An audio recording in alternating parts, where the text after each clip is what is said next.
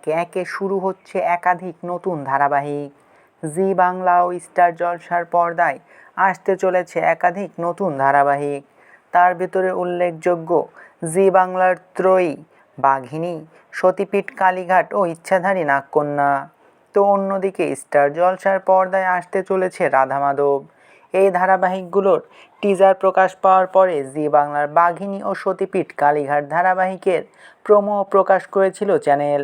আর তারপর থেকে দর্শক মহলে এক্সাইটেড দেখা গিয়েছিল যে কোন স্লটে আসতে পারে এই দুইটি ধারাবাহিক, কারণ দুটি ধারাবাহিকের গল্পই খুব ইউনিক।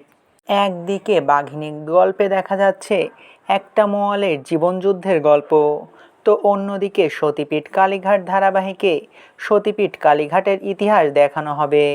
বাঘিনী ধারাবাহিকে প্রধান ভূমিকায় থাকছেন জনপ্রিয় কন্টেন্ট ক্রিয়েটর সম্পিতা প্রামাণিক। আর অবশেষে প্রকাশ পেয়ে গিয়েছে এই দুইটি ধারাবাহিকের টাইম স্লট। একই দিন অর্থাৎ 24শে আগস্ট থেকে আসতে চলেছে নতুন ধারাবাহিক বাঘিনী ও সতীপীঠ কালীঘাট। 24শে আগস্ট থেকে রাত 9টার স্লটে আসতে চলেছে সম্পিতা প্রামাণিকের বাঘিনী ও 9:30টার সময় আসতে চলেছে পৌরাণিক গল্প সতীপীঠ কালীঘাট। তাহলে দুটি ধারাবাহিক আসার জন্য কোন ধারাবাহিক শেষ হচ্ছে? বলে রাখি, এই দুইটি ধারাবাহিক আসার পরেও শেষ হচ্ছে না জি বাংলার একটিও ধারাবাহিক, কারণ 8টার স্লটের পর থেকে বেশিরভাগ ধারাবাহিকই জি বাংলায় 45 মিনিট করে সম্প্রচারিত হতো। আর এই দুইটি নতুন ধারাবাহিক আসার পর থেকে আগের মতোই 30 মিনিট করে সম্প্রচারিত হবে জি বাংলার পুরনো ধারাবাহিকগুলো। আর তার জন্য দুটি স্লট ফাঁকা হয়ে যাবে।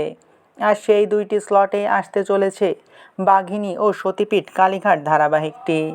এই দুইটি ধারাবাহিকের মধ্যে আপনি কোন ধারাবাহিকের জন্য সবচেয়ে বেশি এক্সাইটেড তা অবশ্যই কমেন্ট করে জানাতে পারেন। ভিডিওটি ভালো লাগলে চ্যানেলটিকে সাবস্ক্রাইব করে আমাদের সাথেই থাকবেন। আপনাদের ভালোবাসায় আমাদের সামনে এগিয়ে যাওয়ার শক্তি যোগায়।